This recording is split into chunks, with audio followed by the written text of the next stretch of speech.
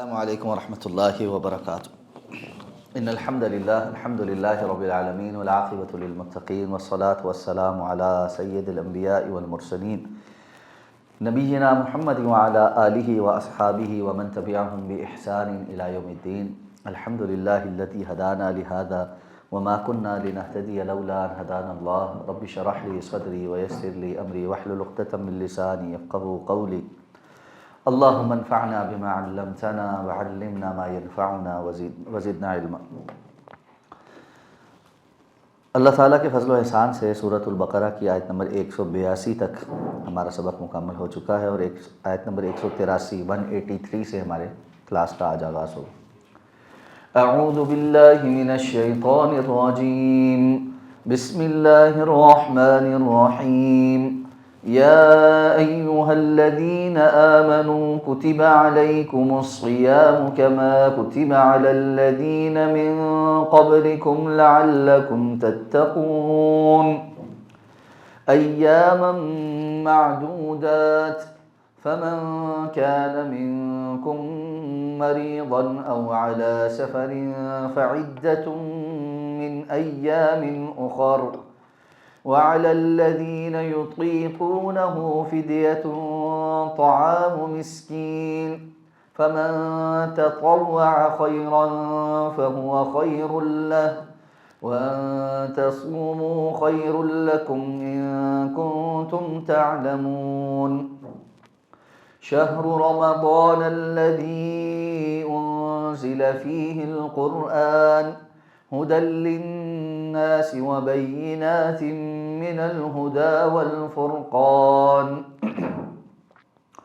فمن شهد منكم الشهر فليصم ومن كان مريضا أو على سفر فعدة من أيام أخر يريد الله بكم اليسر ولا يريد بكم العسر وَلِتُكْمِلُوا الْعِدَّةَ وَلِتُكَبِّرُوا اللَّهَ عَلَى مَا هَدَاكُمْ وَلَعَلَّكُمْ تَشْكُرُونَ وَإِذَا سَأَلَكَ عِبَادِي عَنِّي فَإِنِّي قَرِيبٌ أُجِيبُ دَعْوَةَ الدَّاعِ إِذَا دَعَانِ فَلْيَسْتَجِيبُوا لِي وَلْيُؤْمِنُوا بِي لَعَلَّهُمْ يَرْشُدُونَ أحل لكم ليلة الصيام الرفث إلى نسائكم هن لباس لكم وأنتم لباس لهن علم الله أنكم كنتم تختانون أنفسكم فتاب عليكم وعفى عنكم فالآن باشروهن وابتغوا ما كتب الله لكم وَكُلُوا وَاشْرَبُوا حَتَّى يَتَبَيَّنَ لَكُمُ الْخَيْطُ الْأَبْيَضُ مِنَ الْخَيْطِ الْأَسْوَدِ مِنَ الْفَجْرِ ثُمَّ أَتِمُّوا الصِّيَامَ إِلَى اللَّيْلِ وَلَا تُبَاشِرُوهُنَّ وَأَنْتُمْ عَاكِفُونَ فِي الْمَسَاجِدِ تِلْكَ حُدُودُ اللَّهِ فَلَا تَقْرَبُوهَا كذلك يبين الله آياته للناس لعلهم يتقون یا ایھا الذین آمنوا، اے ایمان والو، کتب علیکم الصیام، تم پر روزہ رکھنا فرض کیا گیا ہے، لکھ دیا گیا ہے، کما کتب علی الذین من قبلکم، جیسا لکھا گیا تھا ان لوگوں پر جو تم سے پہلے تھے، لعلکم تتقون، تاکہ تم تقوی اختیار کرو۔ ایام معدودات، گنے ہوئے چند دن، فمن کان منکم مریضا، تو پس تم میں سے جو کوئی بیمار ہو، او علی سفر، یا سفر پر ہو، فعدۃ من ایام اخر، تو دوسرے دنوں میں سے گنتی پوری کرنا ہے، وعلی الذین یطیقونہ، اور جو لوگ اس کی طاقت رکھتے ہوں، فدیۃ طعام مسکین، ان پر فدیہ ایک مسکین کا کھانا ہے۔ فمن تطوع خیرا، پھر جو شخص خوش دلی سے کوئی نیکی کرے، فہو خیر اللہ، تو پس اس کے لیے بہتر ہے۔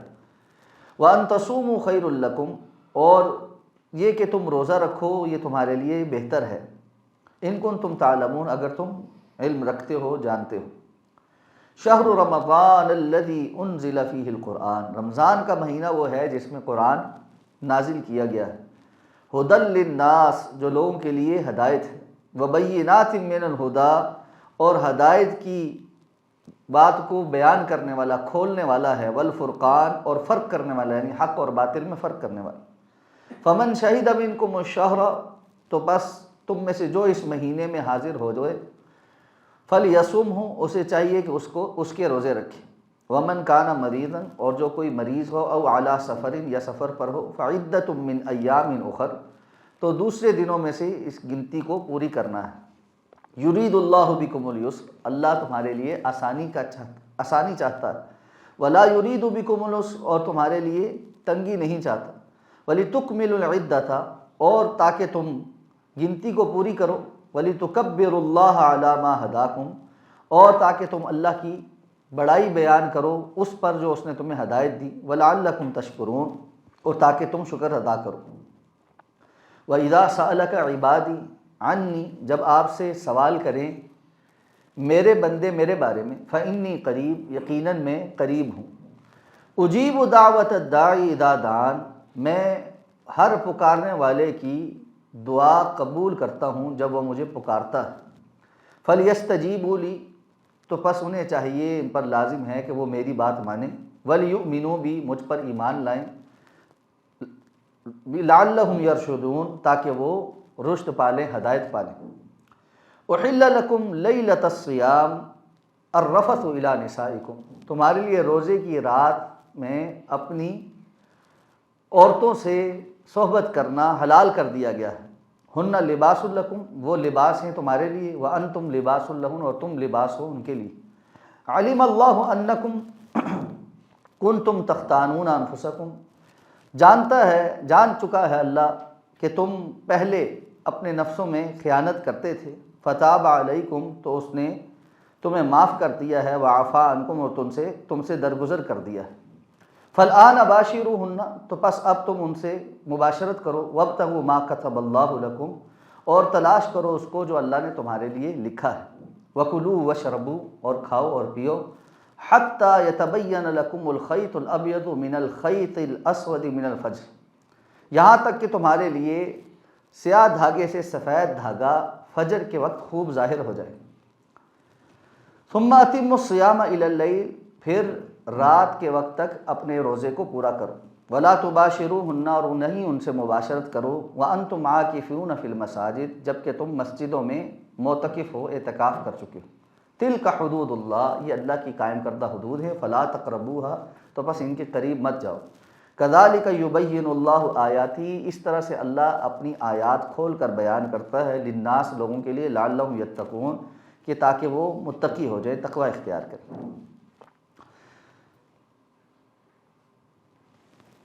جو آیات آج ہم نے تلاوت کی ہیں الحمدللہ، ان میں اختصار کے ساتھ رمضان المبارک کے روزوں کی فرضیت اور ان سے متعلقہ مسائل آ چکے ہیں، اور یہ بھی اتفاق ہے کہ الحمدللہ رمضان المبارک کی آمد ہے، تو یہ ایک مناسبت بھی ہو گئی ہے کہ ہم جو ہے بڑے مختصر وقت میں لیکن جامع انداز میں رمضان اور روزوں سے متعلقہ جو احکام و مسائل ہیں ان کو سیکھ لیں، اور ایک مرتبہ دوبارہ اپنے ذہن کے اندر تازہ کر لیں کہ فذکر فإن الذکریٰ تنفع المؤمنین، کہ جو نصیحت ہے اور یاد دہانی ہے یہ اہل ایمان کو فائدہ دیتی ہے۔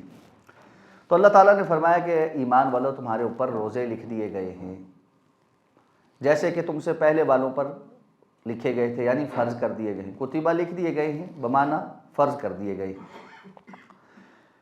صوم عربی زبان میں کہتے ہیں رک جانے کو، ایسا گھوڑا جو کھانے پینے اور بھاگنے سے رک جائے، بالکل اڑیل ہو جائے، اس کو کہتے ہیں فرس صائم، رکا ہوا گھوڑا۔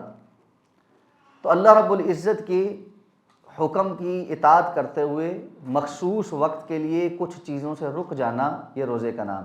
اصطلاحاً علماء نے کہا ہے صبح صادق سے لے کر غروب آفتاب تک کھانے پینے اور ازدواجی تعلق سے رک جانے کا نام روزہ ہے۔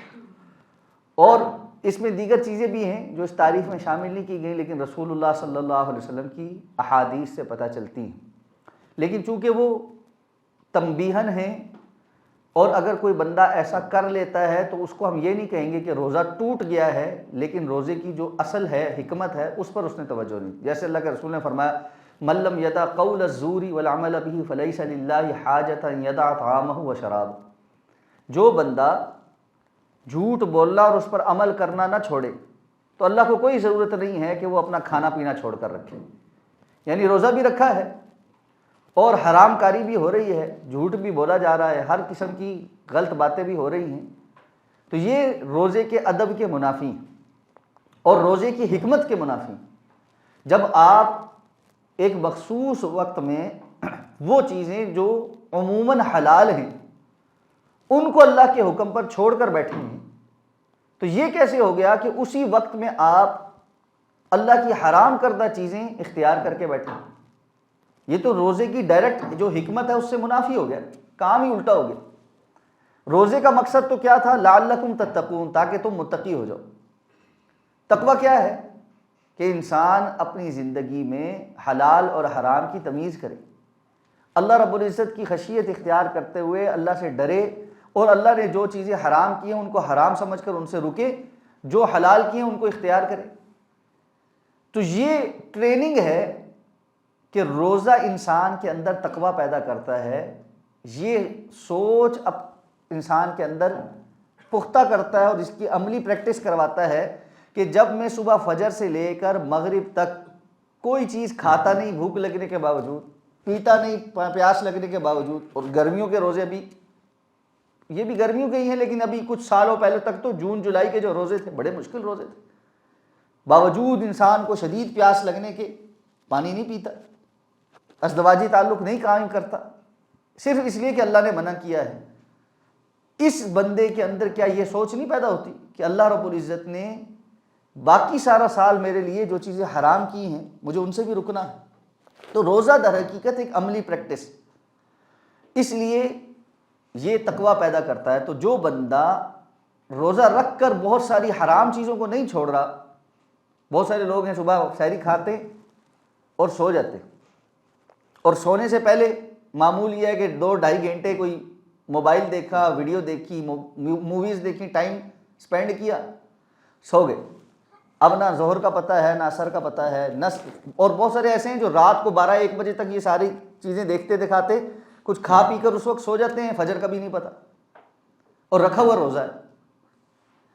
اب یہاں پر یہ سارے اعمال روزے کی جو روح ہے اس کی تو مخالفت کرتے ہیں، لیکن ہم یہ نہیں کہہ سکتے کہ جو بندہ جھوٹ بول گیا ہے ایک دفعہ تو اب اس کا روزہ ٹوٹ گیا ہے تو اب اس کو کھانا پینا شروع کر دینا چاہیے.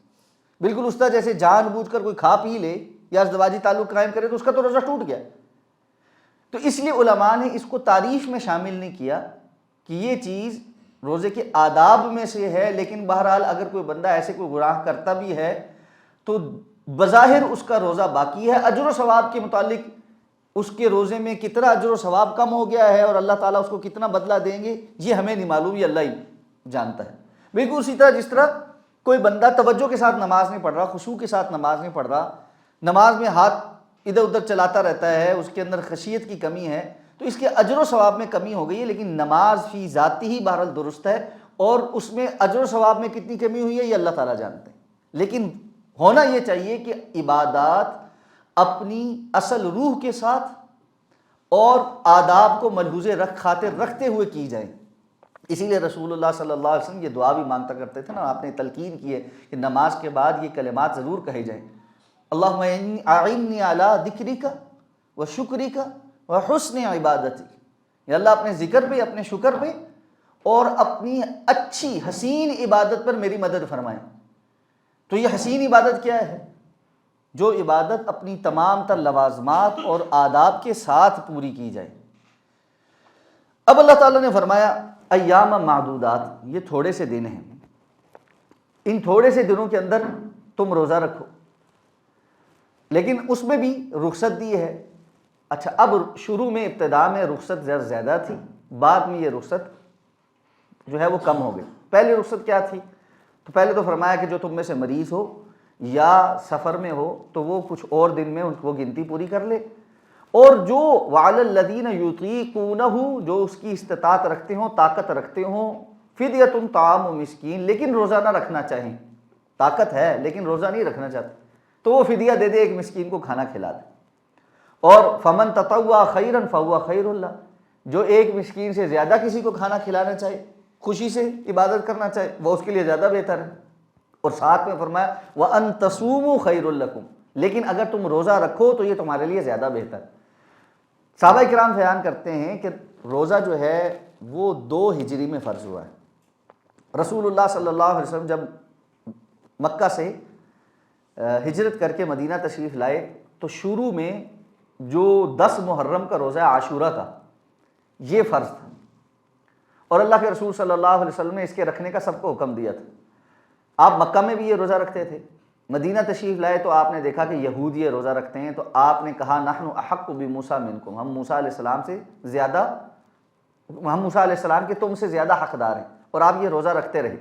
اور یہ عاشورہ کا روزہ جو ہے اس کو یہود کی مخالفت میں 9 کا یا 11 کا جو کیا گیا ہے، یہ آخری سال اللہ کے رسول صلی اللہ علیہ وسلم کو جب یہ حکم دیا گیا کہ اب اہل کتاب کی مماثلت نہ اختیار کی جائے ان کے شرعی معاملات میں، بلکہ مخالفت کی جائے، تو آپ نے فرمایا اب ہم یہود کی مخالفت کریں گے، صوموا قبلہ او بعدہ، یا اس سے پہلے رکھو یا بعد میں رکھو۔ اور آپ نے فرمایا اگر میں اگلے سال زندہ رہا لأصومن التاسع، میں 9 کا روزہ رکھوں گا۔ اب یہ ایک فقہی بحث ہے کہ 9 10 ہے، 10 11 ہے، یا صرف 9 ہے اور صرف 11 ہے، واللہ اعلم بالصواب، علماء کی دونوں طرف آراء ہیں، لیکن کیونکہ اللہ کے رسول صلی اللہ علیہ وسلم اگلے سال محرم آنے سے پہلے اس دنیا سے تشریف لے کے آپ کی وفات ہو گئی، تو یہ پہلے 10 محرم کا روزہ جو تھا یہ فرض تھا۔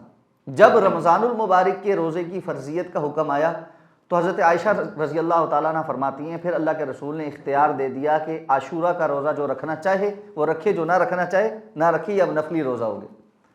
پھر رمضان کے جب روزے فرض ہوئے تو ابتداء میں حکم یہ والا تھا کہ جو رکھنا چاہے وہ رکھے، اور بہتر یہ ہے کہ رکھے، لیکن جو نہیں رکھنا چاہتا طاقت ہونے کے باوجود وہ فدیہ دے دے۔ اور فدیہ کیا ہے؟ ہر ایک روزے کے بدلے ایک مسکین کو کھانا کھلانا، اور جو اس فدیے میں اضافہ کرنا چاہے وہ بھی خوش دلی سے اپنی طرف سے اضافہ کر سکتا ہے۔ اچھا، اس کی ایک اور قرات بھی ہے جو عبداللہ ابن عباس رضی اللہ تعالیٰ عنہ سے مروی ہے۔ حضرت عبداللہ ابن عباس فرماتے ہیں کہ یہ یطیقونہ کی بجائے یطوقونہ ہے، وعلی الذین یطوقونہ، اور یطوقونہ ہوتا ہے تکلیف پہنچنا، یعنی وہ لوگ جن کو اس سے تکلیف پہنچے، کیونکہ اوپر مریض اور سفر پہ ہونے والے بندے کا ذکر ہو چکا ہے، تو یہ اسی کی تفصیل ہے کہ وہ لوگ جو مریض ہیں وہ کسی اور جو ہے وہ وقت میں روزہ رکھ لیں، اور اگر کوئی بندہ ایسا ہے جو کسی اور وقت میں بھی اپنے لیے آسانی نہیں پاتا اور اس کو جو ہے بعد میں بھی تکلیف ہی پہنچتی ہے تو وہ فدیہ دے دے۔ لیکن یہ ایک قرات ہے، عمومی طور پہ جمہور علماء اور مفسرین کا یہی موقف ہے جو پہلے بیان کیا ہے، اور اس کی اگلی آیت جو ہے نا وہ اس کو اندر مزید تفصیل لے کے آتی ہے۔ فرمایا شہر رمضان الذی انزل فیہ القرآن، یہ رمضان کا جو مہینہ ہے اس کے اندر یہ وہ مہینہ ہے جس میں قرآن نازل کیا گیا ہے۔ معلوم ہے کہ قرآن مجید کی نزول کی ابتدا کی بات ہو رہی ہے، ورنہ سارے کا سارا قرآن مجید تو رمضان میں نازل نہیں ہوا، قرآن مجید تو 23 سال کے اندر بتدریج نازل ہوا ہے۔ تو اس قرآن مجید کے نزول کا جو آغاز ہے یہاں پر اس انزلہ سے مراد اس نزول کا آغاز ہے، اور اسی لیے اس کی تفصیل قرآن مجید نے بیان کر دی ہے، انا انزلناہ، ہاں آگے آ رہی ہے، اس اگلی آیت میں اس کا حکم آ رہا ہے۔ تو اب جو ہے فرمایا کہ یہ جو ہے نا یہ رمضان کا مہینہ جو ہے یہ اس میں قرآن نازل کیا گیا ہے، اور دوسری جگہ سورہ قدر میں فرمایا کہ انا انزلناہ فی لیلۃ القدر، ہم نے اس کو قدر والی رات میں نازل کیا ہے۔ اور رسول اللہ صلی اللہ علیہ وسلم کی صحیح احادیث موجود ہیں، آپ نے فرمایا کہ لیلۃ القدر جو ہے وہ رمضان کے آخری عشرے کی طاق راتوں میں سے کوئی رات ہے۔ معلوم ہے رسول اللہ صلی اللہ علیہ وسلم ایک دن صحابہ اکرام کو لیلۃ القدر کے متعلق بتانے کے لیے گھر سے نکلے، آپ نے دیکھا کہ آگے 2 بندے آپس میں جھگڑا کر رہے ہیں، آپ نے ان کے درمیان صلح صفائی کرائی، اور پھر فرمایا کہ تمہارے اس جھگڑے کی وجہ سے اللہ نے اس کا علم مجھ سے واپس لے لیا، اور اب اس کو رمضان المبارک کے آخری عشرے کی طاق راتیں، یعنی 21ویں 23ویں 25ویں 27ویں اور 29ویں رات میں تلاش کرو کہ یہ ان میں سے کسی بھی رات میں ہے۔ اب اس سے یہ اندازہ بھی ہو جانا چاہیے کہ امت کے لیے کتنی آسانی ہو جاتی اگر یہ پتہ چل جاتا کہ لیلۃ القدر کون سی رات ہے اور وہ متعین ہو جاتی تو ہر کوئی اس کو یقینی طور پہ پا لیتا۔ ایک چھوٹی سی لڑائی اور جھگڑا کتنی بڑی خیر کو ہم سے لے گیا۔ تو جب ہم بڑے جھگڑے کرتے ہیں، بڑی لڑائیاں کرتے ہیں، اور خاص طور پہ جب لوگ گھروں کے اندر جھگڑتے ہیں، میاں بیوی جھگڑتے ہیں، اولاد ماں باپ سے جھگڑتی ہے، بہن بھائی آپس میں جھگڑتے ہیں، کیا وہاں سے خیر اور برکتیں نہیں اٹھتی ہوں گی؟ اچھا پھر لوگ آ کر شکایت کرتے ہیں کہ ہمارے گھروں کے اندر خیر نہیں ہے، امن نہیں ہے، سکون نہیں ہے، رزق میں برکت نہیں ہے، فلاں نہیں ہے، ایسے نہیں ہے، ویسے نہیں ہے۔ ان جھگڑوں کی وجہ سے بھی خیر اور برکتیں اٹھتی ہیں، صرف یہ بات یہ ہے کہ ہم اس کو اس طرح محسوس نہیں کرتے یا جانتے نہیں جس طرح اللہ کے رسول نے بتلا دی۔ خیر یہ تو ضمنی بات ہوگی۔ تو یہ رمضان کا مہینہ ہے جس کے اندر اللہ نے فرمایا ہم نے قرآن کو نازل کیا ہے، اور قرآن کیسی کتاب ہے؟ ھدی للناس، جو سراسر ہدایت ہے، وبینات من الہدی والفرقان، اور اس کے اندر ہدایت کی ساری باتیں کھول کھول کر بیان کر دی گئی ہیں۔ یہ ہدایت کا منبع ہے اور حق اور باطل کے درمیان تمیز کرنے والی کتاب، فرقان ہے، فرق کرنے والی۔ یہ کس کے درمیان فرق کرتی ہے؟ یہ حق اور باطل کے درمیان فرق کر کے انسان کو بتاتی ہے، جائز اور ناجائز کے درمیان فرق کرنے والی، کیا صحیح ہے کیا غلط ہے، یہ قرآن سے پتہ چلتا ہے۔ تو اس لیے جو بات قرآن جس کو صحیح کہہ دے وہ صحیح ہے، اور جس کو قرآن غلط کہہ دے وہ غلط ہے۔ اور یہاں پر یہ بات سمجھ لیں، یہاں پر قرآن سے مراد صرف قرآن مجید کا یہ ٹیکسٹ نہیں ہے، بلکہ اس کی تفصیل جو رسول اللہ صلی اللہ علیہ وسلم کی احادیث کی صورت میں ہے وہ بھی مراد، وما ينطق عن الهوى ان هو الا وحی یوحی، وہ اس کے اندر شامل ہے۔ اب فرمایا فمن شہد منکم الشہر فلیصم، تم میں سے جو کوئی اس مہینے کو پا لے اب وہ اس کے روزے رکھے۔ یہ ہے جو ہے نا ناسخ، جو پچھلی حکم کو منسوخ کر رہا ہے۔ پہلے وہ حکم تھا، اب باقاعدہ طور پر یہ صراحتاً یہ فائنل حکم آ گیا ہے کہ تم میں سے اب جو اس مہینے کو پا لے وہ اس کے روزے رکھے۔ اب وہ فدیے والا جو آپشن تھا عام بندے کے لیے بھی طاقت رکھنے کے باوجود فدیہ دے دینا، وہ ختم ہو گیا، سوائے کس کے لیے؟ ومن کان مریضا او علی سفر، جو کوئی مریض ہو یا سفر پہ ہو، فعدۃ من ایام اخر، تو اس کو چاہیے کہ وہ باقی گنتی پوری کر لے دوسرے دنوں کے اندر۔ ہاں ایسا مریض جو باقی دنوں کے اندر بھی صحت نہیں پاتا، اس کے لیے وہی حکم ہے جو پچھلی آیت میں ہے کہ وہ پھر فدیہ دے سکتا ہے۔ لیکن ایسا مریض صرف جو کسی صورت بھی آئندہ آنے والے رمضان تک روزے نہیں رکھ سکتا، تو پھر وہ فدیہ دے دے۔ اگر یہ ہے کہ صحت ہو جائے گی، وقتی طور پہ بیمار ہے، تو بعد میں روزہ رکھ سکتا ہوں، تو وہ روزہ رکھ لے۔ اچھا یہاں پر ایک سوال عموماً آ جاتا ہے، اور وہ ہے ان خواتین کا جو پریگننسیز میں ہیں اور اس کے بعد بچوں کو دودھ پلا رہے ہیں۔ اگر وہ یہ سمجھتی ہیں کہ وہ جسمانی طور پر طاقت پاتی ہیں اور روزہ رکھ سکتی ہیں تو رکھ لینا چاہیے، لیکن اگر یہ ہے کہ صحت پر برا اثر پڑے گا، جان بالکل ختم ہو جاتی ہے، کیونکہ دونوں ہی جو سٹیجز ہیں وہ انسان کی بہت زیادہ انرجی کنزیوم کرتی ہیں، تو ایسے میں وہ روزہ رکھنے کی طاقت اپنے اندر سردیوں میں پاتی ہیں، ابھی گرمیوں کے رمضان میں نہیں پاتی، تو ان کے لیے پھر یہ ہے کہ وہ سردیوں میں روزہ رکھیں۔ لیکن اگر کوئی خاتون ایسی ہے جس نے مثال کے طور پہ ابھی یہ فیصلہ کیا کہ جی میں سردیوں میں روزہ رکھ لوں گی، اگلے سال یہ ہوا کہ سردیاں آنے پر وہ پھر پریگننٹ ہو گئی، اور اس وقت پھر اس کے لیے مسئلہ پیدا ہو گیا، اب وہ اس وقت پھر رمضان المبارک کے جو پیچھے روزے رہ گئے ان کا فدیہ دے دے کہ آئندہ آنے تک رمضان تک وہ اس کی قضا نہیں کر سکتی۔ اس لیے اب آئندہ آنے تک رمضان تک اس کی قضا کرنے کا حکم کہاں سے لیا ہے؟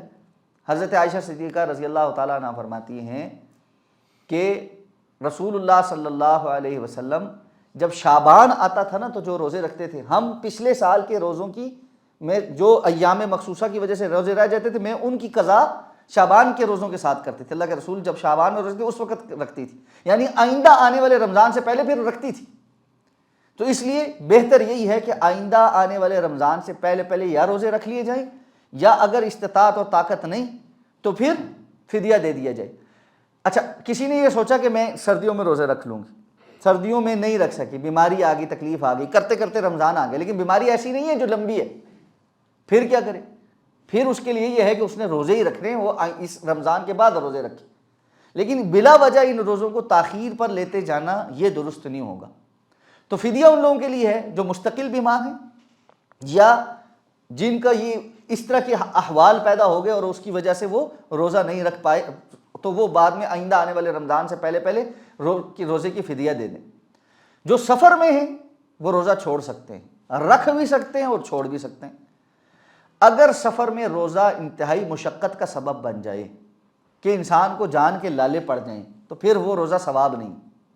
رسول اللہ صلی اللہ علیہ وسلم کے سفر میں تھے، آپ نے روزہ رکھا ہوا تھا، ایک جگہ پڑاؤ ڈالا تو دیکھا کہ صحابہ کرام جو ہے وہ چھاؤں کے تلاش میں ادھر ادھر پھر رہے ہیں، اور ایک بندے کو جو ہے نا وہ پنکھا جھل رہے ہیں سارے لوگ کہ جی اس کو گرمی سے بری حالت ہو گئی، تو آپ نے پانی منگوایا اور روزہ افطار کر لی۔ تھوڑی دیر بعد باہر آئے تو دیکھا کہ ایک بندے کو پھر لوگ ہوائیں دے رہے ہیں، تو پوچھا کیا ہوا؟ کہا سب نے روزہ کھول لیا، اس نے نہیں کھولا، کہ تھوڑا وقت رہ گیا۔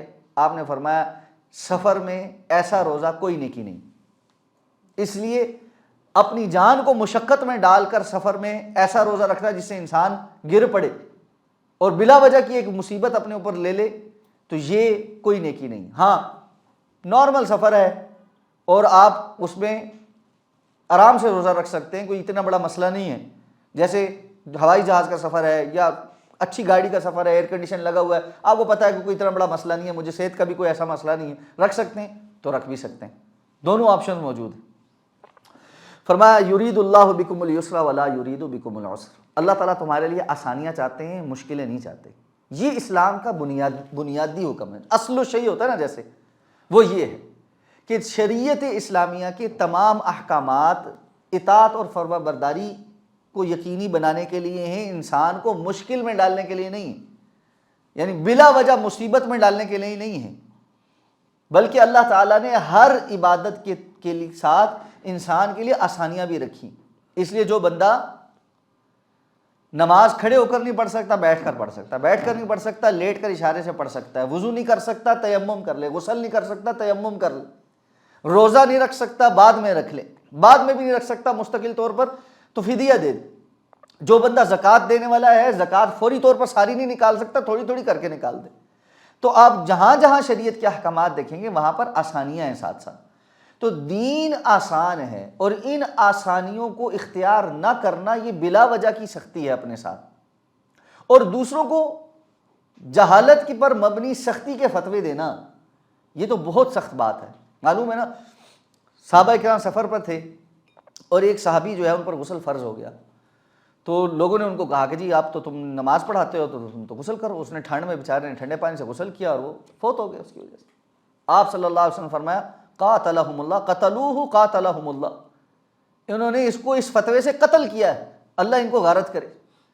یعنی جب پتہ نہیں تھا مسئلے کا تو یہ کیوں کہا کہ جی تم یہ کرو؟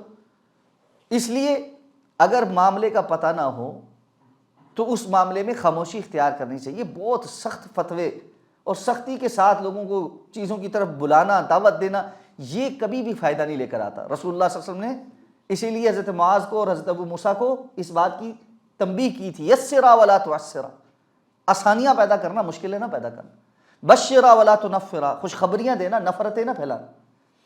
اچھا ہوتا یہ ہے کہ اس کی خاص طور پر ضرورت ان لوگوں کے ساتھ پڑتی ہے جو نئے نئے دین کی طرف آئے ہوتے ہیں، بہت ساری باتیں وہ نہیں سمجھ پا رہے ہوتے، ان کے اوپر سارا دین ایک دم لاد دیا جائے تو وہ بھاگ جائیں۔ بتدریج ان کو دین کے احکامات بتانے ہیں، جو کام وہ نہیں ابھی کر رہے اس پر تھوڑا صبر کرنا ہے، حکمت کے ساتھ وقت آنے پر ان کو آہستہ آہستہ سکھانا ہے۔ ہمارے یہاں عمومی طرز عمل کیا ہے، جیسے کوئی بندہ دین کی طرف آنا شروع ہوا ساروں نے اس کو کہا اچھا ماشاءاللہ ماشاءاللہ چلو جی، اس کو نا اگلے دن سے سارے سنے تھے یہ بھائی آپ کی نا پینٹ ٹخنے سے نیچے ہے، اچھا ابھی آپ نے داڑھی لمبی نہیں کی، آپ کو پتہ ہے ایک مٹھ سے زیادہ جو ہے نا داڑھی کم جو ہے نا یہ اسلام میں کوئی داڑھی نہیں، اچھا آپ نے ابھی تک یہ جو ہے نا یہ ٹیٹو نہیں مٹوایا، بھائی وہ کس بیک گراؤنڈ سے آ رہا ہے، یہ کیا کر رہا ہے، آپ نہیں سمجھ رہے کہ وہ کہاں سے کدھر سے آیا۔ اب اس کے اوپر نا سارا دین اکٹھا جو ہے نا وہ نافذ ہونا شروع ہوتا ہے۔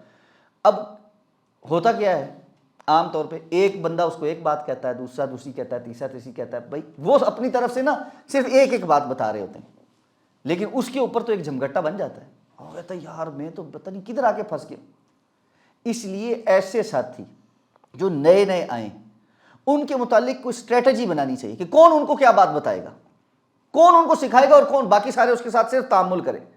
یہ ایک بڑی حکمت پر مبنی بات ہے. میں آپ لوگوں کے ساتھ بالخصوص اس لیے بات کر رہا ہوں کہ ماشاءاللہ آپ ایک آرگنائزیشن میں ہیں جو دعوت کا کام کرتے ہیں, وہاں پر ایسا بہت زیادہ ہوتا ہو, اور مجھے یقین ہے کہ آپ لوگ انشاءاللہ اس کی کوئی حکمت عملی بناتے ہوں گے. لیکن میں یعنی ایک نصیحت کے طور پہ یہ بات کر رہا ہوں کہ یہ نہ ہو کہ اپنے طور پر ہر بندہ کہہ رہا ہوں کہ میں نے تو اس کو صرف ایک بات بتائی, اور وہ باتیں اتنی اکٹھی ہو جائیں کہ ایک دم بندے کے اوپر وبال پڑ جائے اور وہ کہے کہ جی یار بھاگو ادھر سے, یہ تو وہ آپ نے لطیفہ سنا ہوگا, یہ تو ہمیں پڑھا رہے ہیں. وہ نا کچھ بچے تھے جو گھر میں بڑے شرارتی تھے اور پڑھتے نہیں تھے, تو ہر ٹائم جب کوئی ٹیچر لگاتے وہ بھاگ جاتے تھے. تو ایک دن ایک ٹیچر انہوں نے ہائر کی, انہوں نے کہا جی میں اس کو پڑھا کے دکھاؤں گی. انہوں نے کہا اچھا ٹھیک ہے, وہ کیسے؟ انہوں نے کہا چلیں ان کو پارک میں لے کے چلتے ہیں, ہم کھیلنے جا رہے ہیں. بچے بڑے خوش ہوئے, ایسی ٹیچر زبردست جو پارک لے کے جاتی. وہ پارک لے گئی, جھولے ان کو دلائے شلائے, 2-4 جھولوں پہ گھمانے کے بعد کہا بیٹا یہ کتنے جھولے ہیں؟ تو ایک نے بڑے شوق سے کہا میڈم 1 2 3 4. وہ جب چوتھے پہ پہنچا نا تو وہ جو ساتھ والا بھائی تھا وہ بڑا تیز ہے, اس نے کہا اوے بھاگو یہ ہمیں پڑھا رہے ہیں. تو بگانا نہیں ہے بھائی, یہ فوراً پڑھائی جو ہے نا یہ حکمت کے منافی. یرید اللہ بکم الیسر ولا یرید بکم العسر, اللہ تمہارے لیے آسانیاں چاہتے ہیں, مشکلیں نہیں چاہتے. دین کے احکامات کی حکمتیں پہچاننا اور اس کے اندر سے لوگوں کے عمل کے لیے گنجائش اور آسانی پیدا کرنا, یہ دین کی بنیادی احکامات میں سے. تو فرمایا ولی تکمل العدہ ولی تکبر. جی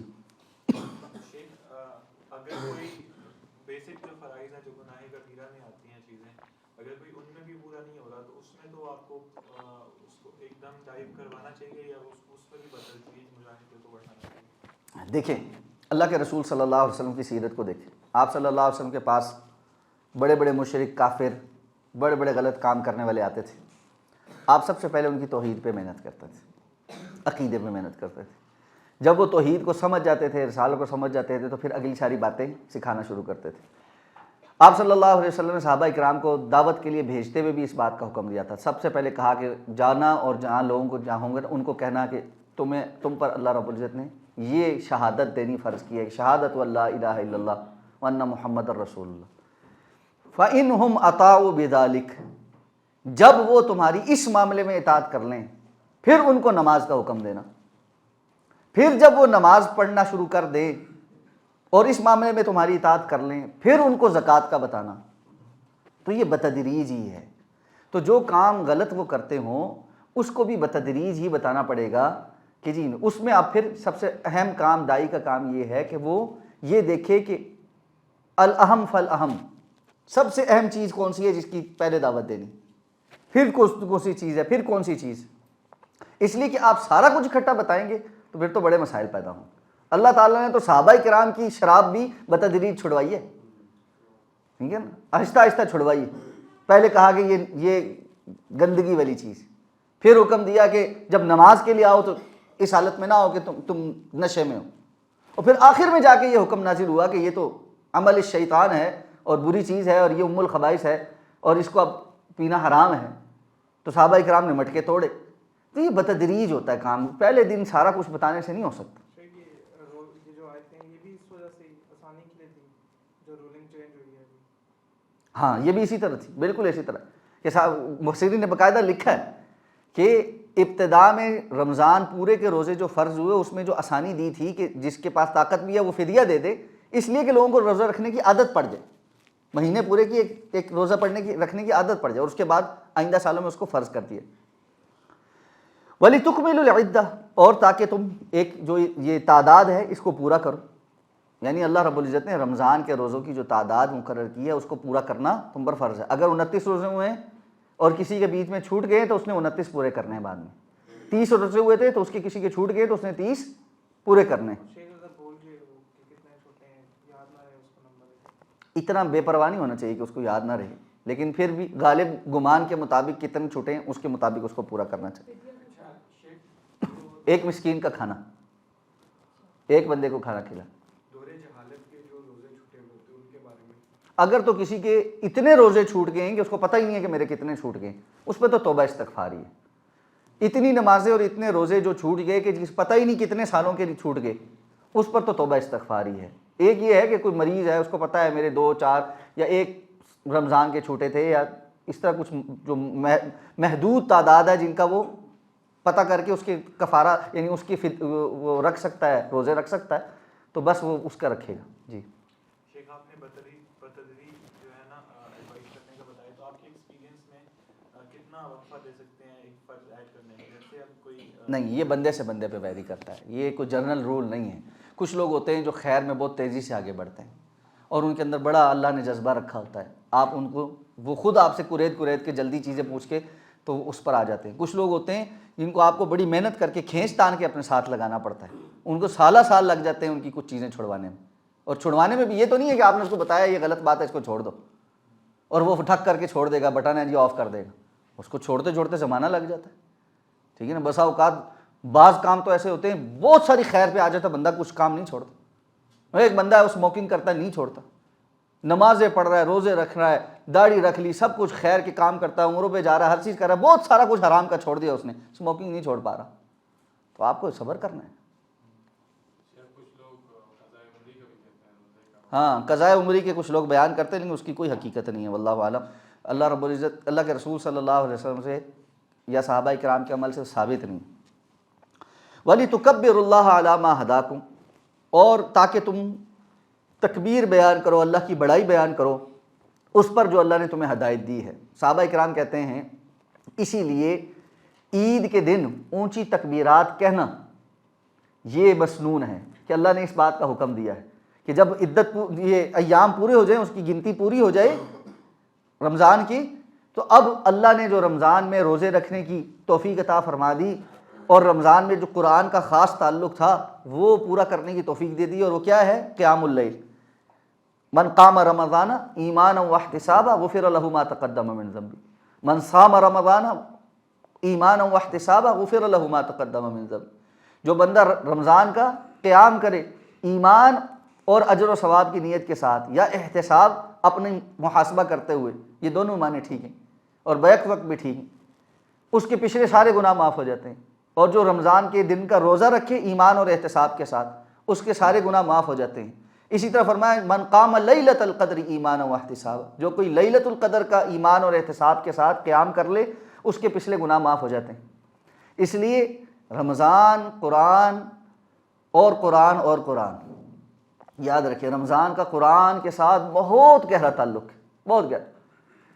تو رسول اللہ صلی اللہ علیہ وسلم جبریل امین کے ساتھ رمضان میں قرآن کا دور کیا کرتے تھے۔ بعض لوگ کہتے ہیں نا جی پورا قرآن پڑھنا کہاں سے ثابت ہے، یہ کیوں تراویح میں پورا پڑھتے ہیں، ٹھیک ہے نا۔ تو بھائی سارا سال تو پورا پڑھتے نہیں، اب قیام میں اگر ہونا شروع ہوا ہے تو پورا پڑھ لیں تو کوئی حرج نہیں، اور بہتر یہی ہے کہ پورا قرآن بندے کا ایک دفعہ دور ہو جاتا ہے اس کا، سننے پڑھنے والے کا بھی اور سننے والے کا بھی۔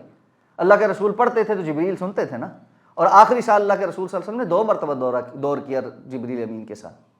اس لیے قرآن مجید کا رمضان میں دور کرنا، اور کتنے اسلاف کے بارے میں آتا ہے۔ امام مالک رحمۃ اللہ علیہ جو مسجد نبوی میں حدیث کا درس دیا کرتے تھے، رمضان المبارک میں حدیث کا درس موقوف کر کے صرف قرآن مجید کے ساتھ وقف ہو جاتے تھے، اب صرف قرآن کی تلاوت کرتے تھے اور کچھ نہیں کرتے۔ اس لیے رمضان المبارک میں اپنا ٹارگٹ سیٹ کریں کہ آپ نے قرآن مجید کے ساتھ کیسے وقت گزارنا ہے، اور اس کا بڑا آسان طریقہ یہ ہے کہ 2 چیزیں حاصل ہو جائیں گی اس کی وجہ سے اگر آپ یہ ٹارگٹ سیٹ کرتے ہیں۔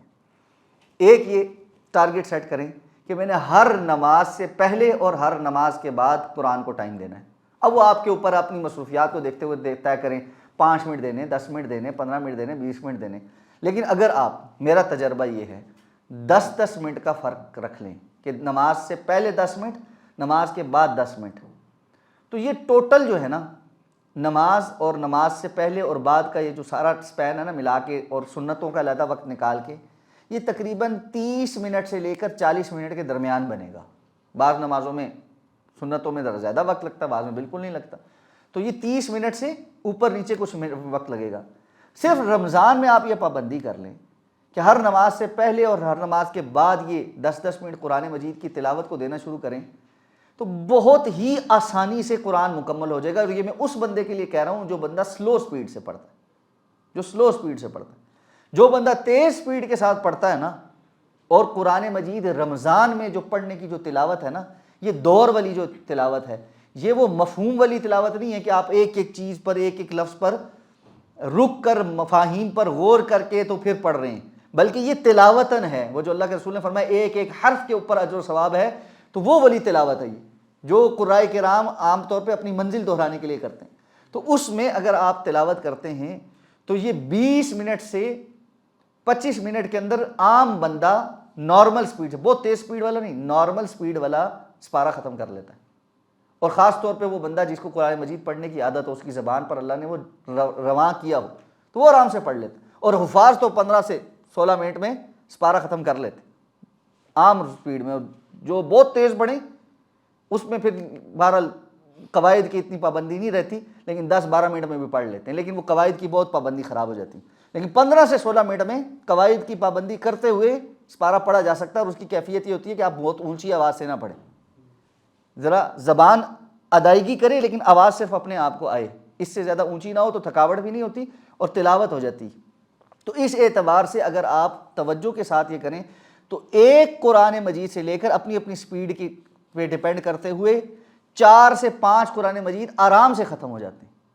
اور پھر اس کے علاوہ اضافی ٹائم دینا، بیٹھ کر توجہ کے ساتھ قرآن پڑھنا رات سونے سے پہلے، اور جب آپ نے سحری کھا لی فجر کی نماز سے پہلے کا جو ٹائم ہے اس میں، اور اسی طرح دن کے اوقات میں کچھ وقت نکالیں، تو یہ تو پھر اللہ رب العزت توفیق دے تو کہاں تک بات پہنچتی۔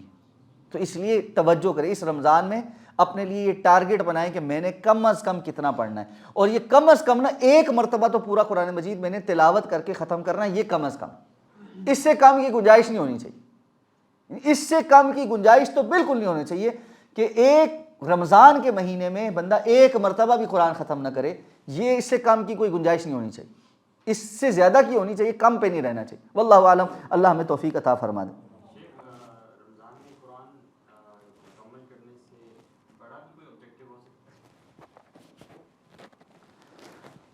سکتا ہے؟ یعنی بڑا سے مراد کیا ہے مطلب؟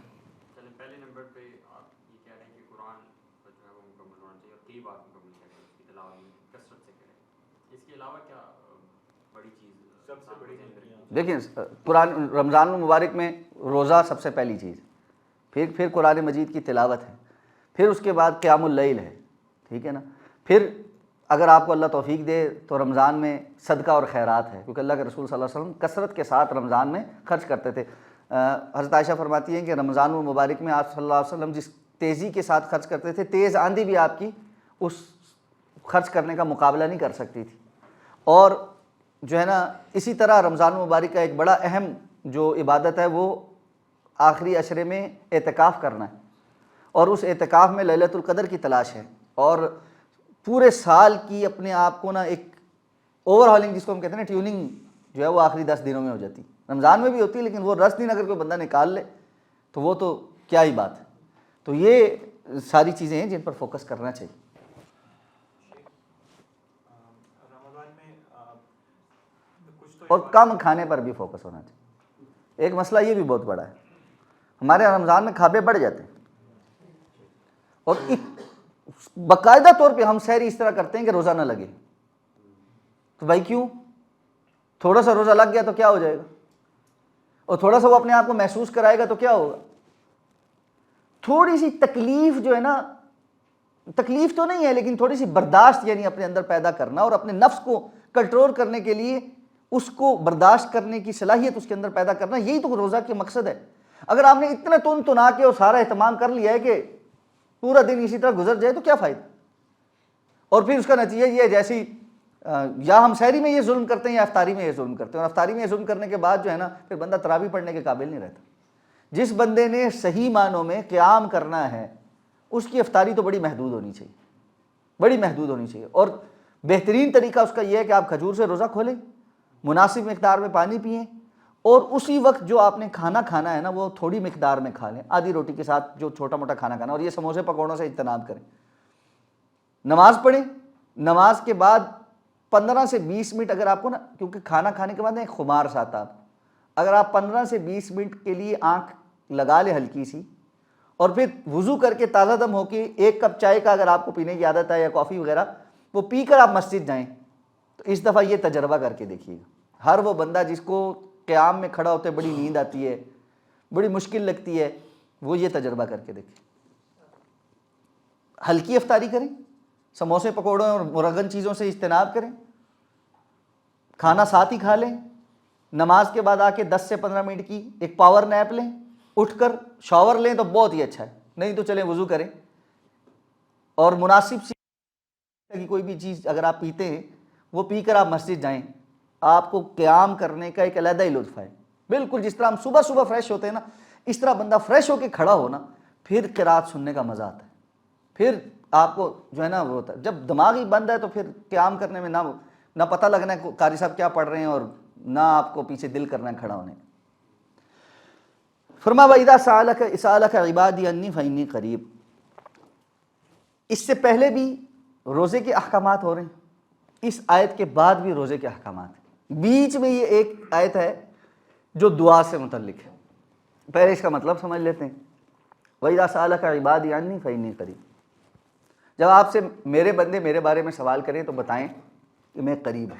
ایک حدیث میں آتا ہے صحابہ اکرام نے اللہ کے رسول صلی اللہ علیہ وسلم سے پوچھا تھا اقریب ربنا اقریب ربنا فنناجی ام بعید فننادی، اللہ کے رسول یہ بتایا ہمارا رب ہم سے قریب ہے تو ہم اس سے سرگوشیاں کریں، اور اگر دور ہے تو ہم اس کو اونچی اونچی آوازیں دیں۔ تو اس پر یہ آیہ مبارکہ نازل ہوئی کہ وَإِذَا سَأَلَكَ عِبَادِي عَنِّي فَإِنِّي قَرِيبٌ، جب میرے بندے آپ سے میرے متعلق پوچھیں تو ان کو بتائیں کہ میں قریب ہوں۔ اور دوسری جگہ قرآن نے کہا وَنَحْنُ أَقْرَبُ إِلَيْهِ مِنْ حَبْلِ الْوَرِيدِ، ہم انسان سے اس کی رگِ جاں سے بھی زیادہ قریب۔ اب اس قربت کا معنی ذاتی قربت نہیں ہے کہ ہم یہ کہیں کہ اللہ رب العزت کہیں ہمارے ساتھ کھڑے میں ذاتی اعتبار سے، اس قربت اور اس معیت کا صفت معیت جو ہے یہ اللہ کی شان کے مطابق، اللہ تعالیٰ ذات کے اعتبار سے عرش پر مستوی ہیں، وہ بھی اپنی شان کے مطابق، ہم اس کی بھی تعویل نہیں کرتے اور صفت معیت کی تعویل بھی نہیں کرتے، اور اللہ رب العزت کی سماعت اور بصارت اور قدرت وہ اس کے ساتھ ملحق ہے۔ تو اس لیے یہ بات کہ اللہ تعالیٰ قریب ہیں اس پر ہمارا ایمان ہے، شاہرگ سے بھی زیادہ قریب ہیں اس پر بھی ہمارا ایمان۔ اب جو اتنا قریب ہو اور وہ یہ کہتا ہو کہ میں انسان کے دل میں آنے والے وسوسے اور خیال سے بھی واقف ہوں، اور قدرت کاملہ بھی رکھتا ہے کہ جو انسان اس سے مانگے وہ سارا کچھ اس کو عطا کرے، اور اس کے باوجود بندہ یہ کہے کہ میں اللہ سے دعا مانگتا ہوں اور میری دعا قبول نہیں ہوتی، تو پھر کیا یہ بات اللہ کو پسند آئی؟ اسی لیے رسول اللہ صلی اللہ علیہ وسلم نے فرمایا انسان کی دعا کی قبولیت کا اس وقت تک امکان رہتا ہے جب تک وہ یہ منہ سے نہیں کہہ دیتا کہ میں نے دعا مانگی تھی اور وہ قبول نہیں ہوئی۔ جب وہ یہ کہہ دیتا وہ دعا رد ہو جاتی۔ اور اللہ کے رسول صلی اللہ علیہ وسلم نے فرمایا کہ اللہ تعالیٰ ہر دعا مانگنے والے کی دعا کو قبول فرماتے ہیں۔ اس کی 3 صورتیں ہوتی ہیں، یا وہ دعا فوری قبول ہو جاتی، یا اس دعا کو آخرت میں کے لیے ذخیرہ بنا دیا جاتا ہے، اور یا پھر اللہ تعالیٰ اس کے مقابلے میں اتنی ہی کوئی مصیبت اس دعا کی وجہ سے ٹال دیتے ہیں۔ اور ایک اور روایت میں یہ ہے جو دعائیں آخرت کے لیے ذخیرہ ہو جائیں گی جب ان کا اجر و ثواب ملے گا تو بندہ تمنا کرے گا کاش میں نے دنیا میں دعائیں مانگی ہوتی اور میری کوئی دعا نہ قبول ہوتی، اور آج آخرت میں ہی مجھے سارا اجر و ثواب مل جاتا۔ اور حضرت عمر رضی اللہ تعالیٰ عنہ فرمایا کرتے تھے مجھے اس بات کی کوئی پرواہ نہیں اور فکر نہیں کہ میں دعا مانگوں گا تو قبول ہوگی یا نہیں ہوگی، کیونکہ یہ تو گارنٹی ہے کہ ان 3 کاموں میں سے کوئی بات ہوگی، تو دعا مانگنے پر قبول ہی ہوتی ہے۔ جس کو اللہ نے توفیق دے دی نماز دعا مانگنے کی اس کی دعا قبول ہے۔ لیکن فرماتے ہیں مجھے اس بات کی فکر ضرور ہے کہ میں دعا مانگ سکوں گا یا نہیں مانگ سکوں، مجھے توفیق ملے گی یا نہیں ملے گی۔ اور اللہ کے رسول صلی اللہ علیہ وسلم نے جو پچھلی حدیث میں نے بیان فرمائی اس میں 2 شرطیں رکھی ہیں کہ نہ ہوں تو دعا ضرور قبول ہوتی ہے۔ اس حدیث میں 2 ہیں، باقی کچھ اور چیزیں بھی ہیں۔ نمبر 1، آپ صلی اللہ علیہ وسلم نے فرمایا وہ قطع تعلقی کی قطع رحمی کی دعا نہ مانگے، یا اللہ فلاں برباد ہو جائے، یہ میرا اس کا تعلق رشتہ داری ٹوٹ جائے، فلاں ہو جائے، ایسے ہو جائے ویسے ہو جائے، اس قسم کی دعا اللہ کے ہاں قبول نہیں ہوتی، اور یہ بھی اللہ کی مہربانی ہے کہ قبول نہیں ہوتی، وگرنہ انسان جذبات میں بڑا کچھ بول جاتا ہے۔ مائیں بچوں کو بدوائیں دے دیتی، اور اگر وہ ساری قبول ہونی شروع ہو جائے نا تو لگ سمجھ جائے۔ اور دوسرا اللہ کے رسول نے فرمایا کہ وہ گناہ کی دعا نہ ہو، کوئی بندہ گناہ کی دعا مانگتا ہے یہ دعا کے آداب کے منافی ہے، وہ دعا قبول نہیں ہوتی۔ اسی طرح کوئی بندہ حرام کما کما کے دعائیں مانگ رہا ہے، اور وہ حدیث مشہور ہے کہ اللہ کے رسول نے فرمایا ایک بندہ دور سے سفر کر کے پراگندہ بالوں کے ساتھ، سفر کے آثار کے ساتھ اللہ کے گھر میں آ کے اللہ کو پکار رہا ہے یا ربی یا ربی، جبکہ اس کا کھانا پینا، لباس اور جسم سارا حرام کا ہے نا، استجاب له، اس کی دعا کیسے قبول؟ اسی طرح اللہ کے رسول نے فرمایا ان اللہ لا يقبل من قلب غافل لاہن، اللہ تعالیٰ غافل اور کھیل تماشے میں لگے ہوئے دل سے مانگی ہوئی دعا کو قبول نہیں مانگتا۔ نماز پڑھی، سارے انتظار میں ہوتے ہیں، مولانا صاحب نے ہاتھ اٹھائے، سارے نے ہاتھ اٹھائے ہوئے ہیں، ایسے کر کے ہاتھ اٹھائے ہوئے ہیں، کسی نے ایسے اٹھائے ہوئے ہیں، کسی کو اب پتہ نہیں ہے کیا مانگ رہے ہیں، دماغ میں کچھ اور چل رہا ہے، اور وہ ایک مخصوص رٹے رٹائے الفاظ ہیں، وہ بھی اللہم انت السلام ومنک السلام والیک یرجع السلام۔ اچھا، سب سے پہلی بات ہوتی ہے آمین، اللہم انت السلام، اور بھائی پہلے ابھی دعا مانگی نہیں، آمین کس بات پہ کہی؟ آپ دیکھیں نا کبھی امام صاحب نماز پڑھی، السلام علیکم ورحمۃ اللہ، مقتدیوں کی طرف منہ کیا، سب لوگ بیٹھے دیکھ رہے ہیں، ابھی مولانا صاحب دعا مانگیں گے، اب مولانا صاحب ہاتھ اٹھاتے ہیں فوری طور پہ آمین اللہم، آمین کیا مانگا ہے جس پہ آمین؟ یہ بھی عجیب ایک رواج، جدھر آمین کہنا تھا ادھر کہتے نہیں، جہاں اللہ کے رسول نے فضیلت بیان کی ہے، اور جہاں نہیں ہے وہاں پہ اپنی مرضی سے آمین۔ انسان کو نا اللہ رب العزت ان وسوسوں میں نہ ڈال، متبع سنت ہونا جو ہے نا، یہ ایک بہت بڑی نعمت ہے، اللہ کے رسول صلی اللہ علیہ وسلم کے طریقے کے مطابق کام کرنا۔ تو اس لیے یہ جو ہے نا بس بلا وجہ ہاتھ اٹھائے ہوئے ہیں، ساروں نے ہاتھ اٹھائے ہوئے ہیں، یہ ایک پریکٹس کے طور پہ اٹھنا نہیں ہے اس وقت تک جب تک کہ یہ دعا نہیں ہو جائے گی۔ قلب غافل لاہن، ساروں لوگوں کی سوچے، کوئی دکان کو سوچ رہا ہے، کوئی کہہ رہا ہے جی مولوی صاحب جلدی مکان تے جاواں لیٹ ہو رہے ہیں، تو کوئی فلان تو فلان، کسی کو نہیں پتا کیا مانگ رہے۔ گارنٹی کے ساتھ آپ لوگوں سے پوچھیں، سال ہا سال ہو گئے نمازیں پڑھتے اسی طرح ہاتھ اٹھاتے دعائیں مانگتے، آپ وہاں لوگوں سے پوچھیں جو امام صاحب نے ابھی دعا مانگی ہے اس کا مطلب کیا ہے؟ مستقل نمازی، پہلی صفوں کے نمازی مطلب نہیں آتا، اور ان بیچاروں کا قصور نہیں ہے، جو آگے مسلے پہ بیٹھا نا اتنے سالوں سے ان کو نماز پڑھا رہا ہے، قصور اس کا کہ اتنے سال ہو گئے اس کے پیچھے ان لوگوں کو نماز پڑھتے، اس نے مطلب بھی نہیں سکھایا، اس نے تربیت بھی نہیں کی، اس نے بات بھی نہیں بتایا، اس نے دعا کے آداب بھی نہیں سکھائے۔ اس لیے اس طرف توجہ کرنی چاہیے۔ تو فرمایا یہ سارے جو ہے نا اگر آداب ملوز رکھے جائیں تو اللہ دعا سنتا ہے، ٹھیک ہے۔ وَلَمْ أَكُنْ بِدُعَائِكَ رَبِّ شَقِيًّا، اللہ میں آپ سے مانگ کر کبھی محروم نہیں رہا۔ یہ انسان کا یقین ہونا چاہیے، اور یقین کے ساتھ مانگیں، یقین کے ساتھ مانگیں، جس بہتر اور خیر اور اخلاص کے ساتھ آپ اپنے لیے دعا مانگ سکتے ہیں کوئی اور نہیں مانگ سکتا، کوئی اور نہیں مانگ سکتا۔ اس لیے وہ بندہ جو دوسروں کو دعاؤں کا کہتا ہے، کہنا جائز ہے، اللہ کے رسول صلی اللہ علیہ وسلم نے بھی کہا ہے، حضرت عمر آئے اللہ کے رسول کے پاس، کہا اللہ کے رسول میں عمرے پہ جا رہا ہوں، آپ سے اجازت لینے آئے، آپ نے فرمایا میرے بھائی مجھے بھی دعا میں یاد رکھنا، دعا کا کہنا جائز۔ صحابہ کرام بھی آ کر اللہ کے رسول کو کہا کرتے تھے جی اللہ کے رسول ہمارے فلاں معاملے میں دعا مانگ دے، آپ نے مانگی، جائز ہے۔ لیکن یہ تو نہیں ہے نا کہ خود کچھ بھی نہ مانگے اور اللہ کے رسول کو یا دوسروں کو ہوئی کہتے رہتے۔ اللہ کے رسول نے کتنے صحابہ کو سکھایا کہ خود مانگو، یہ مانگو، ان الفاظ میں مانگو، اس طرح کر کے مانگو۔ اس لیے خود دعا کی عادت ڈالیں۔ اللہ کے رسول نے تو صحابہ کو اتنی عادت ڈالی تھی کہ جوتے کا تسمہ بھی ٹوٹے تو اللہ سے مانگو، اور مانگ کر دیکھیں، چھوٹی چھوٹی چیزیں بھی مانگیں، بڑی بھی مانگیں۔ کسی ٹائم کچھ کھانے کا دل کرتا ہے مانگے اللہ تعالیٰ سے، کسی ٹائم کچھ پینے کا دل کرتا ہے اللہ تعالیٰ سے مانگے کہ اللہ آج میرا یہ پینے کو دل کرتا ہے، کسی ٹائم کوئی چیز دیکھ کر دل کرتا ہے یا اللہ یہ مجھے ملے، وہ مانگے۔ کیوں نہیں مانگتے؟ اللہ تعالیٰ نے کو منع کیا کہ دنیا کی چیزیں نہیں مانگ سکتے۔ ربنا آتنا فی الدنیا حسنہ وفی الآخرۃ حسنہ وقنا عذاب النار، پہلے دنیا کا ذکر کیا اس لیے کہ انسان کے سامنے تو دنیا کھڑی ہے نا، لیکن صرف یہ نہ ہو کہ دنیا ہی مانگتے رہیں۔ وما لہم فی الآخرۃ من خلاق بھی ہے، جو صرف دنیا ہی مانگتے رہیں ان کے لیے پھر آخرت میں کچھ نہیں ہے۔ آخرت کا تصور غالب ہونا چاہیے، ہدایت مانگے اللہ رب العزت سے۔ تو دعا کا ایک تعلق اللہ کے ساتھ بنائیں، یہ بندے اور اللہ کا جو انفرادی تعلق ہے یہ ہے ہی دعا پر۔ اسی لیے فرمایا نا الدعاء هو العبادہ، دعا ہی عبادت ہے، وگرنہ تو اٹھک بیٹھک ہے۔ اگر آپ نماز میں سے اور باقی تمام عبادات میں سے یہ دعائیں نکال دیں تو کیا ہے؟ تو ان عبادات کی اصل روح تو دعا ہی ہے۔ کبھی آپ کھڑے ہو کر اللہ سے باتیں کر رہے ہیں، کبھی آپ رکوع میں اللہ سے باتیں کر رہے ہیں، کبھی سجدے میں جا کے ماتھا ٹیک کر اللہ کے سامنے باتیں کر رہے ہیں، اللہ سے مطالبے کر رہے ہیں، فریادیں کر رہے ہیں، یہ فریادیں ہیں، باقاعدہ طور پہ باتیں ہیں۔ تو اس طرح اللہ رب العزت سے گفتگو کرنا سیکھیں۔ اور میں اکثر ساتھیوں کو یہ بات کہتا ہوں کہ نماز کے علاوہ بیٹھ کر باقاعدہ اپنی زبان میں اللہ سے مانگیں، ٹھیک ہے نا؟ اپنی زبان میں بندہ جو کچھ کہتا ہے نا اس کی تاثیر اور ہوتی ہے۔ پہلے بھی شاید آپ لوگوں سے بات ہوئی تھی کہ آئی لو یو انگریزی میں کہنا اور اردو میں کہنا مجھے آپ سے بڑی محبت ہے، دونوں کے درمیان بڑا فرق ہے. نہیں سمجھ آتی؟ آج گھر جا کے بیوی کو کہہ کے دیکھیں، اور جس کی بیوی نہیں ہے وہ بالکل نہ کہے کسی کو. یہ نہ ہونا کہیں جی استاد صاحب نے کہا تھا جو کہنا ہی ہے کسی کو. اسی طرح آپ کسی کو کہیں سوری، بڑا آسان ہے. مجھے آپ معاف کر دیں، بڑا مشکل ہے. رٹی رٹائی دعائیں اللہ کے سامنے کہہ دینا، بس وہ ایک روٹین ہوتی. باقاعدہ خشوع خضوع سے دل کی توجہ کے ساتھ لفظ لفظ سوچ کے منہ سے بولنا، میرے مالک میرے ساتھ ایسے، مجھے یہ مسئلہ ہے، میرے یہ کوتاہی ہے، میری یہ کمی ہے، تو نہیں معاف کرے گا کون معاف کرے گا؟ تیرے در پر آج میں حاضر ہوا ہوں، اپنی تمام کوتاہیوں کا اعتراف کرتے ہوئے حاضر ہوا ہوں. بے شمار تیری نعمتیں دن سے صبح سے لے کے رات تک ساری زندگی میں انجوائے کرتا آیا ہوں.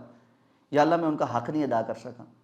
یا اللہ تو میرے پردے قائم رکھے ہوئے ہیں، آئندہ بھی میرے پردے قائم رکھنا، قیامت کے دن بھی میرے پردے قائم رکھنا. یا اللہ دنیا آخرت کی بھلائیاں مجھے نصیب کر دے، ایمان دے دے، عافیت عطا فرما دے، نیکی پر میرے دل کو جما دے، ایمان کی محبت میرے دل میں ڈال دے، نافرمانی کو میرے لیے نافرمان جو ہے نا ناپسندیدہ بنا دے، مجھے تقوی نصیب کر دے، ریاکاری سے بچا لے، دنیا آخرت کی بھلائیاں نصیب فرما دے. مجھے یا اللہ فلاں بھی چیز چاہیے، میں کسی اور کے در پہ جا کے نہیں مانگ رہا، میں تیرے سے مانگنے آیا ہوں، مجھے تجھ سے ہی چاہیے، مجھے اوروں کی محتاجی سے باہر نکال دے. یہ باتیں کر کے دیکھیں آپ کو کتنا سکون آئے. ہمارا مسئلہ کیا ہے؟ ہم کندھے تلاش کرتے ہیں. آج کے دنیا کا ایک بہت بڑا مسئلہ یہ کاؤنسلنگ اور لوگوں کے ساتھ جا کے بات کرنی ہے جی، غم شیئر کرنا ہے جی، فلاں کرنا ہے جی، یہ کرنا ہے وہ کرنا ہے. ساری دنیا پھر کر بھی دیکھ لیتے ہیں، کچھ نہیں فائدہ ہوتا. اللہ رب العزت کے ساتھ جا کے دو باتیں کر کے تو دیکھیے کتنا فائدہ ہو. اللہ کے رسول کے متعلق آتا ہے نا، جب آپ کو کوئی پریشانی ہوتی تھی آپ اٹھتے 2 رکعت نماز پڑھتے اور اس کے بعد آپ کا چہرہ ایسے ہوتا جیسے کوئی بات ہی نہیں.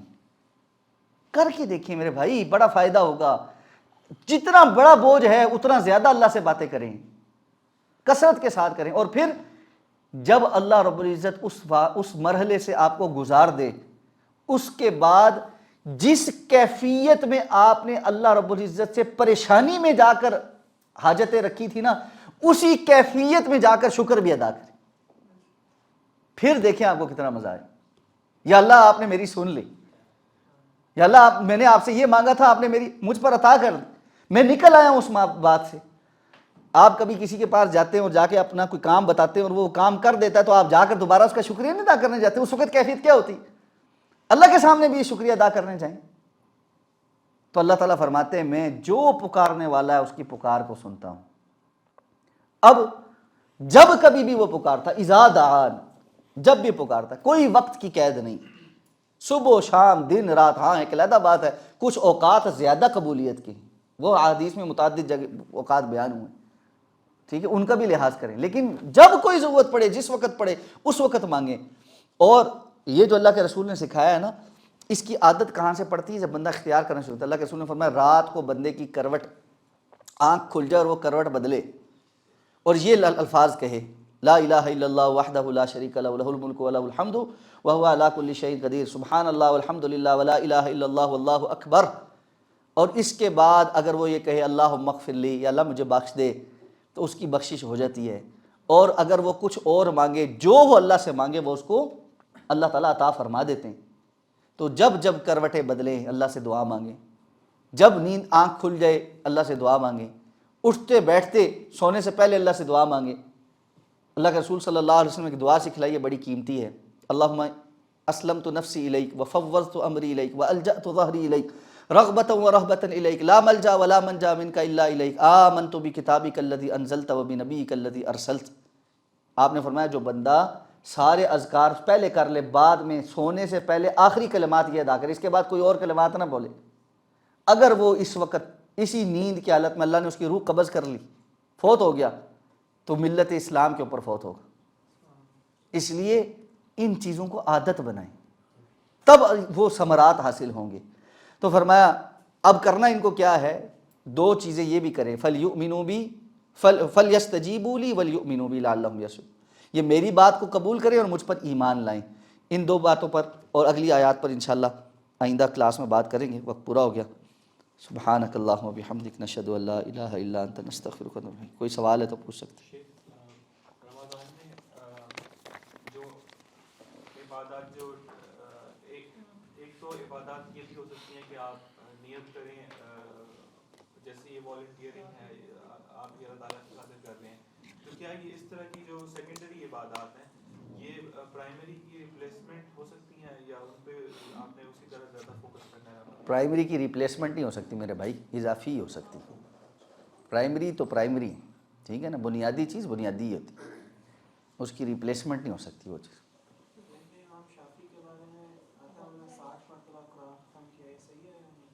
بہت سارے اسلاف کے بارے میں آتا ہے کہ انہوں نے یہ کیا ہے. اصل میں لوگ پھنس جاتے ہیں کہ ایک اور بات پہ، وہ حدیث اس میں صحابی کو اللہ کے رسول صلی اللہ علیہ وسلم نے منع فرمایا تھا کہ 3 دن سے زیادہ میں نہیں پڑھنا. ٹھیک ہے، اس بات کو سمجھنے کی ضرورت ہے. محدثین کرام نے اس کو سمجھایا ہے. 2 باتیں بیان کی. ایک تو جس صحابی نے یہ اس بات کی اجازت چاہی تھی وہ ساری زندگی کے عمل مانگ رہے تھے. ٹھیک ہے نا، کہ میں اس سے زیادہ روزانہ اس سے زیادہ پڑھوں، روزانہ کی بات ہو رہی ہے. ٹھیک ہے، تو اللہ کے رسول صلی اللہ علیہ وسلم نے فرمایا کہ تم ایسا نہیں کر سکو، اس لیے کم کیا اور کہا کہ کم از کم مقدار جو ہے وہ، اگر تم ساری زندگی بات ہی پوچھتے ہو، اپنے اوپر کوئی چیز لازم کرنا چاہتے ہو تو 10 پارے روز کے پڑھا کرو، 3 دن میں ختم کرو. اور نتیجہ کیا ہوا؟ وہی صحابی بیان فرماتے ہیں کہ کاش میں نے اللہ کے رسول صلی اللہ علیہ وسلم کی اس رخصت سے اس وقت فائدہ اٹھایا ہوتا اور اپنے لیے جو ہے نا سختی نہ کی ہوتی. عمر کے اس حصے میں آ کے اب میرے لیے 10 پارے پڑھنے مشکل ہو گئے روز. ٹھیک ہے، تو اس کا تعلق مخصوص ایام رمضان المبارک کی تلاوت کے ساتھ نہیں. دوسرا، جو 10 پارے اللہ کے رسول نے بیان فرمائے وہ روزانہ کے حساب سے تدبر کے ساتھ پڑھنے والے معاملات کے لیے، کہ بندہ تدبر کے ساتھ تلاوت کرے، یہ نہیں کہ صرف بس تلاوت ہی کر رہا ہے اور جو ہے نا ختم پہ ختم کر رہا ہے. رمضان کی کیفیت مختلف ہے، میں نے پہلے آپ کو بتایا کہ رمضان میں قرآن مجید کی صرف تلاوت بھی کرنا، ٹھیک ہے نا، سارا سال بندہ تدبر کے ساتھ تلاوت کرے اور رمضان میں کثرت کے ساتھ تلاوت کرے. تو اسلاف سے بالکل آتا ہے جی، وہ کرتے تھے. اور جو بندہ بہت زیادہ تلاوت کرنے کا عادی ہو نا، عام طور پر بھی وہ پڑھ سکتا ہے روزانہ کے 2 قرآن، کوئی مسئلہ نہیں ہے، جبکہ وہ کوئی اور کام نہیں کرتے. حضرت عبد الرحمن ابن عوف رضی اللہ تعالیٰ عنہ بہت بڑے تاجر تھے، یعنی سب سے زیادہ مالدار صحابی ہیں، ان سے زیادہ کوئی مالدار صحابی نہیں تھا. بے تحاشا پیسہ چھوڑ کے فوت ہوئے تھے. جب فوت ہوئے تھے تو آج کے حساب سے بھی اگر آپ ان کی جو مال تھا نا، اس کی جو ویلیو لگائے نا، وہ کھربوں میں بنتی ہے، اربوں میں بھی نہیں، کھربوں میں بنتی ہے. لیکن ان کے بعد متعلق کیا آتا ہے؟ رمضان سے پہلے، رمضان کے آنے پر اپنے تمام ملازموں کو اجرتیں دے کر فارغ کر دیتے تھے. پورا رمضان کوئی کام نہیں کرتے تھے، کاروبار بند، صرف قرآن پڑھتے تھے.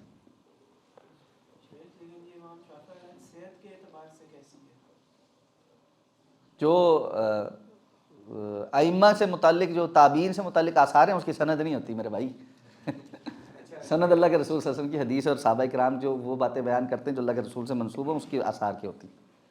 اچھا شیخ، جیسا آپ نے بتایا کہ دور جاہلیہ کے جو روزے تھے ان پہ صرف توبہ اور استغفار ہے، اس طرح جو باقی فرض عبادات ہیں جن میں نماز، زکوٰۃ، ان سب کے جو بندہ جس کو پتہ نہیں کہ اتنا طویل عرصہ میں نے ایک کام نہیں کیا، وہ کتنا رہ گیا، کتنے سالوں کا رہ گیا، اور اگر پتہ بھی لگ گیا جی میں نے 10 15 20 سال نہیں پڑھے، تو وہ اتنی بڑی تکلیف ہے کہ جس کو دوبارہ وہ اٹھا ہی نہیں سکتا. اٹھانے لگے تو ساری زندگی لگ جائے.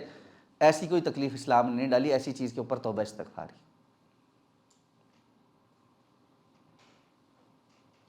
سبحانک اللہم و بحمدک، نشہد ان لا الہ الا انت، نستغفرک.